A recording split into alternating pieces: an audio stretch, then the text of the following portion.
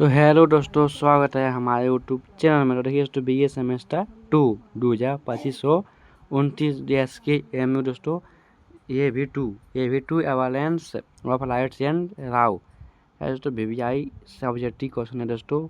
तो मेरे चैनल पहली बार आए हैं, सब्सक्राइब कर लीजिएगा, बेल आइकन को प्रेस कर लीजिए। ठीक है दोस्तों, चलिए दोस्तों क्वेश्चन को शुरू करते हैं। तो क्वेश्चन नंबर है दोस्तों 1। उससे अगला अभी क्वेश्चन वीडियो आएगा, तो क्वेश्चन नंबर पहले 1 देखते हैं। तो प्रश्न नंबर 1 है, अधिकार से आप क्या समझते हैं? अधिकारों की परिभाषा, प्रकृति, प्रमुख, प्रकार एवं महत्व की विस्तार से व्याख्या कीजिए। साथ ही व्यक्ति और समाज के विकास में अधिकारों को भूमिका स्पष्ट कीजिए। तो भूमिका देखते हैं दोस्तों। तो मानव एक सामाजिक प्रणाली है। प्रत्येक व्यक्ति को समान पूर्वक जीवन जीने, अपने विचार व्यक्त करने, शिक्षा प्राप्त करने, अपनी क्षमता का विकास करने तथा समाज में सक्रिय रूप से भाग लेने के लिए कुछ आवश्यक स्वतंत्रताओं व सुविधाओं की आवश्यकता होती है। तो चलिए दोस्तों, आगे क्या है? अपने विचार व्यक्त करने, शिक्षा प्राप्त करने, अपनी क्षमता विकास करने तथा समाज में सक्रिय रूप से भाग लेने की कुछ आवश्यक स्वतंत्रताओं और सुविधाओं की आवश्यकता होती है। इन्हीं आवश्यक स्वतंत्रताओं और सुविधाओं को अधिकार कहा जाता है। अधिकार व्यक्ति के व्यक्तित्व के विकास के लिए आवश्यक होते हैं तथा लोकतांत्रिक समाज में व्यक्ति की स्वतंत्रता और गरिमा की रक्षा करते हैं। यहाँ है अधिकार का अर्थ एवं परिभाषा। अधिकार वे उचित और न्यायसंगत दावे हैं जिन्हें समाज तथा राज्य मान्यता और संरक्षण प्रदान करते हैं। सरल शब्दों में, अधिकार व्यक्ति को समाज में सम्मान एवं स्वतंत्रता के साथ जीवन जीने के लिए प्राप्त वे सुविधाएं और स्वतंत्रताएं एवं जिन्हें कानून तथा समाज द्वारा मान्यता प्राप्त होती है। अधिकार केवल व्यक्ति की इच्छाएं नहीं है। किसी दावे को अधिकार बनाने के लिए उसका सामाजिक एवं कानूनी रूप से स्वीकार किया जाना आवश्यक है।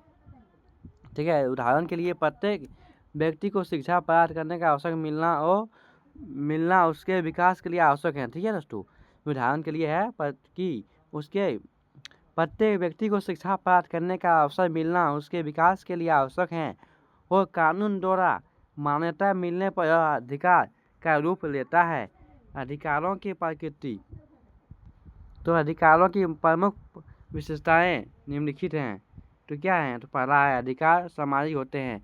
अधिकार व्यक्ति को समाज में एक ही प्राप्त होते हैं और उनका उपयोग समाज व्यवस्था के अंतर्गत किया जाता है।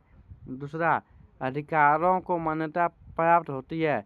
समाज और राज्य द्वारा मान्यता प्राप्त होने पर ही अधिकार प्रभावी होते हैं। तीसरा, अधिकार गतिशील होते हैं।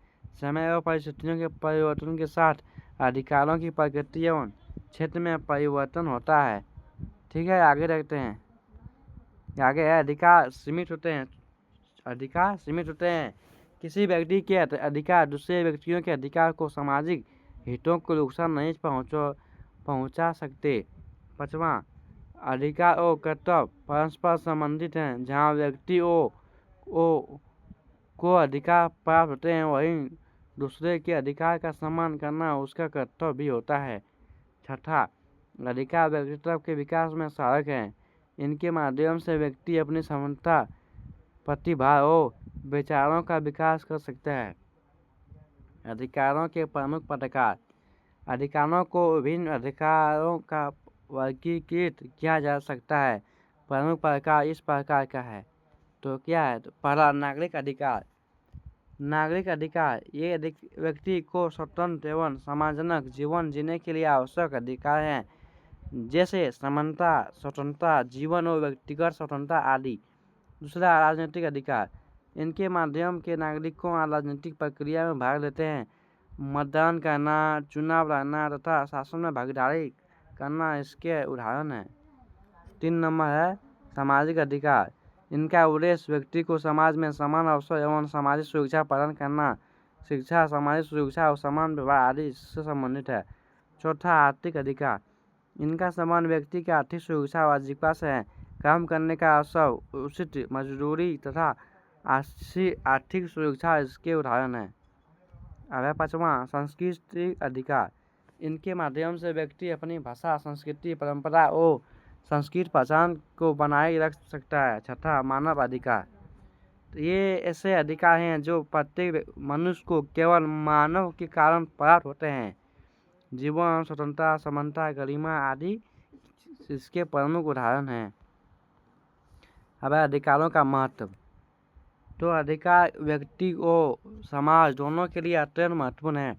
सबसे पहले अधिकार व्यक्ति की स्वतंत्रता और गरिमा की रक्षा करते हैं। वे व्यक्ति को भय व भेदभाव से मुक्ति होकर जीवन जीने का अवसर प्रदान करते हैं। दूसरे अधिकार समानता के स्थापना में सहायता करते हैं।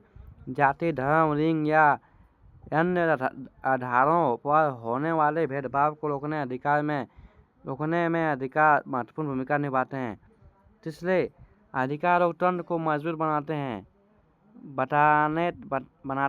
अभिव्यक्ति की स्वतंत्रता, राजनीतिक भागीदारी और समानता जैसे अधिकार नागरिकों को शासन प्रक्रिया में सक्रिय भाग लेने का अवसर देते हैं। चौथा है, अधिकार व्यक्ति के सर्वांगीण विकास के लिए आवश्यक हैं। शिक्षा, स्वतंत्र विचार और सामाजिक सुरक्षा जैसी सुविधाएं व्यक्ति की क्षमताओं को विकसित करती है। अत्यंत अधिकार सामाजिक न्याय और कानून शासन को मजबूत करते हैं। जब प्रत्येक व्यक्ति के अधिकारों की रक्षा होती है तब समाज में न्याय, समानता और शांति की स्थापना में सहायता मिलती है। निष्कर्ष क्या है?